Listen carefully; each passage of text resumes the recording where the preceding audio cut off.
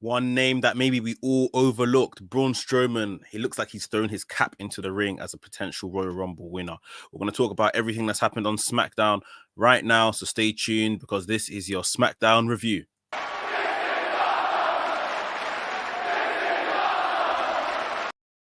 What's up, Maniacs? My name is Mex. I'm a wrestling fan, a wrestling enthusiast, a WrestleManiac, if you will. And today we are talking about SmackDown. This was the go-home show for the Royal Rumble on Sunday. Absolutely incredible. The most fun pay-per-view of the year to kick off this year, 2021. We're going to get the Women's Rumble. We're going to get the Men's Rumble. We've got a couple championship matches on there as well. So, yeah, we're going to run through all of that. I've got a predictions video on my channel with my guys over at Wrestlings. So check that out as well after you're done watching tonight's review of SmackDown. But, yeah, we're going to get into it, everything that took place on this go-home show to the Royal Rumble. And right here at WrestleManiacUK, I discuss everything that is WWE and AEW. So if this sounds like the place for you, make sure you hit the subscribe button and make sure you hit the notification bell so you get notified each and every time I drop a new video. And whether you're watching on Facebook or YouTube right now, please make sure you smash the like button. It does loads for the channel and I thoroughly appreciate it. Ladies and gentlemen, without further ado, let's get into the SmackDown review. The show started with Daniel Bryan. I think we were told beforehand he was going to open the show, and he came down to the ring. And again, he's doing a bit of the, Royal Rumble promo, putting over the Royal Rumble, putting over the fact that he's never won the Royal Rumble. He may not have many WrestleMania moments left in him, that he's got to win the Rumble this year. He put over the Alpha Academy guys, Otis, Chad Gable, that have been training him, getting him into shape, ready for the Royal Rumble. And before he could say any more, he was stopped in his tracks by AJ Styles. AJ Styles turning up at SmackDown, the house that AJ Styles built. He did reference that when Daniel Bryan asked him, what is he doing here? He goes, what a stupid question. This is the house that AJ Styles built, which I thought was pretty good. He came down with almost... AJ Styles was basically saying, look, Daniel, you're not going to win the Rumble. I'm going to win the Rumble. Go on to WrestleMania, etc., etc. A challenge was laid out by Daniel Bryan, I think it was. In fact, before that, he was asking what's AJ Styles doing here and all of that kind of stuff. And AJ Styles used the brand invitational card every quarter or whatever it is. Like, okay. But yeah, Daniel Bryan offered out like a challenge, like you versus me, leave Omos in the back and all of that kind of stuff. And I believe at the time, AJ Styles did accept. He didn't say if he was going to leave Omos in the back or not, but he did accept the match on the night. So we were going to get Daniel Bryan versus AJ Styles later on the card, which, of course, any true wrestling fan would look forward to. Two of the best in WWE, two of the best in the business, even to today. So yeah, was really looking forward to this match once they announced it.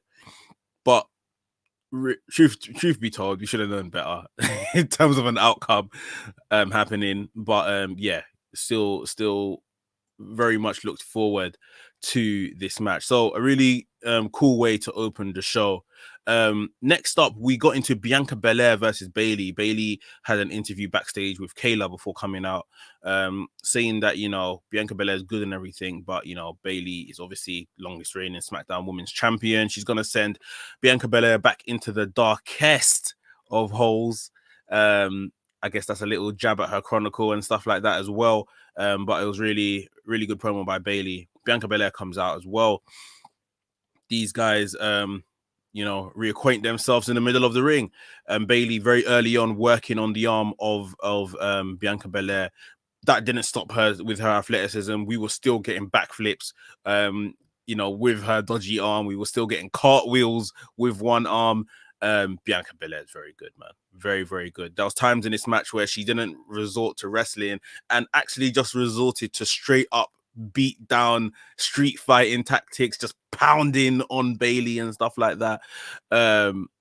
Yeah, really good. We saw a big elbow from the top rope by Bayley onto the back of Bianca Belair at one point as well, as these women kind of went through the motions. To finish, we saw Bianca Belair throw Bayley into the turnbuckle. She hit head first on the top turnbuckle, bounced back, and then Bianca Belair put her away with a KOD, the kiss of death, and pinned Bayley. Absolute massive win for Bianca Belair. This is the biggest win she has had in her career. You know, she did have NXT championship matches, never won them. Come over to the main roster. This is the biggest match, biggest feud she's been involved in, and she got a massive win over Bayley.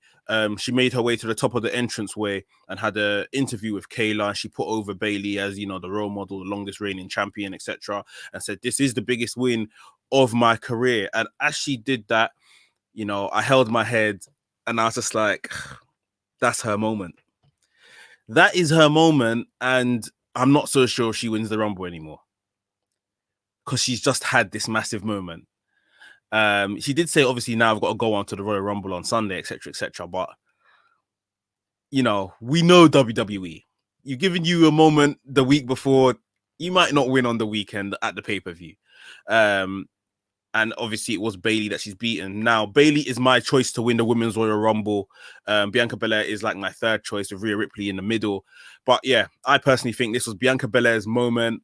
She's not going to win the Rumble now. Bayley will eliminate her in the Rumble. That's my prediction. And Bayley will go on to win the Rumble. But let me know what you think. Does Bianca Belair still stand a chance to win the Rumble? Next up on the show, we had King Corbin versus Dominic Mysterio. A feud that I'm sure very little of us care about. As King Corbin came out on the entranceway, we saw Dominic Mysterio attack him from behind, and they just literally brawled all the way into the ring and everything like that. King Corbin, every move he was laying on Dominic Mysterio, he was looking on at Rey Mysterio, who was on commentary, and obviously not appreciating watching his son getting beaten up. These guys have chemistry. There's a bit of chemistry there, but I think where we saw in the summer of last year, Dominic Mysterio have those brilliant matches with Buddy Murphy and those brilliant matches with Seth Rollins. We've got really, what's the word I'm looking for? Really, really good wrestlers he's going against. With all due respect to Baron Corbin, I like Corbin, but obviously the likes of Rollins and Murphy are just different level with it. And I think that really shows to help elevate Dominic Mysterio. These matches are just, the story's not there, one, and two, the chemistry is okay, but it's not, you know, I'm not sure if Baron Corbin's at that stage that he's able to really lead matches, if you see what I mean. And in the end, Dominic Mysterio got put away with a end of days. Baron Corbin went out to the ring as Rey Mysterio wanted to go into the ring to just check on his son. Baron Corbin tried to attack Rey Mysterio. Rey Mysterio laid an attack instead on Baron Corbin, throwing him into the ring post. So yeah, I mean, I hope these two will probably meet one more time in the Rumble, or maybe Rey Mysterio, Baron Corbin will meet in the Rumble. Maybe Baron Corbin will get eliminated by Rey Mysterio, and I hope that is it. Literally, I don't want to see this happen post Rumble. I don't want to see these guys go at each other. Right, so a couple of backstage promo segments and stuff like that. Before we get into those, guys, please make sure you have smashed the like button. Do it for me. Put your thumbs up on this video if you're enjoying the video. It's thoroughly appreciated every time you guys do. It does loads for the channel. It helps me very, very much. So please, one more time, if you haven't already, smash the like button. Thank you very much. Like I said, backstage promos, we had Sasha Banks come out. She had a bit of an interaction with Kalisto, which, you know, anyone that kind of sees them on social media, we know that Kalisto and Sasha Banks are really good friends. Sasha Banks bumped into Reginald, the sommelier for Carmella backstage, and sommelier Reginald was trying to offer Sasha Banks a bottle of wine that she can kind of drown her sorrows in, I guess.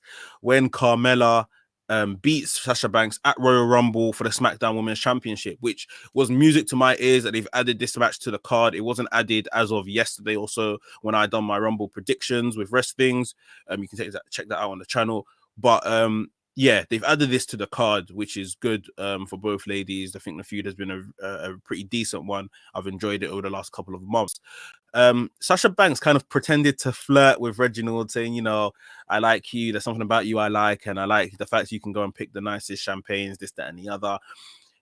Sasha Banks was trolling the entire time. Sasha Banks said, look, find me a champagne that Carmella can drink when I break her jaw. And obviously, all of a sudden, Reginald snapped out of the little trance that he was falling into. So, yeah, we're going to get Sasha Banks versus Carmella at the Rumble. I expect Sasha Banks to retain her championship. Maybe there's going to be shenanigans somewhere through. Obviously, Reginald's been a factor in their previous matches, but I'm looking forward to it. I'm looking forward to having those two ladies go at it again at the Rumble.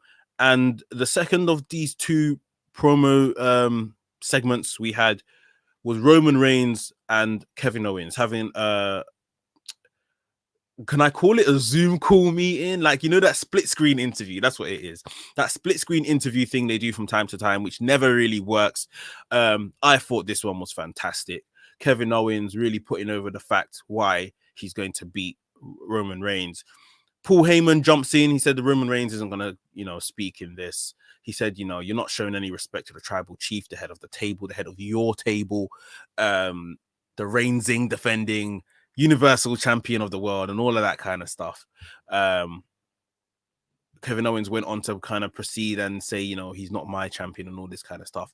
Roman Reigns then did get involved. Roman Reigns asking Kevin Owens, what kind of man was your father? Kevin Owens said, hey, look here, mate, like, leave my dad out of it, sort of thing. Roman Reigns said, no, it's just a question. Just ask the question. What kind of man was your father? Kevin Owens went on to say he was a very smart man, but be careful where you're going with this, Roman. And I was asking him stuff that, what did he teach you growing up and this, that, and the other.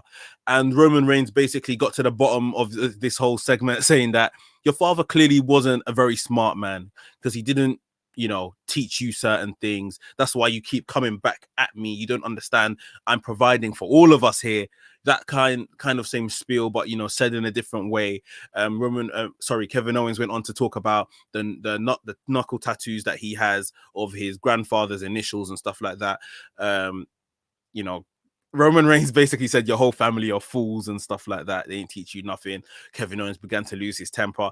You just see Roman Reigns cool as a cucumber, pick up the remote control and switch off the little two-way interview thing. So good. So good.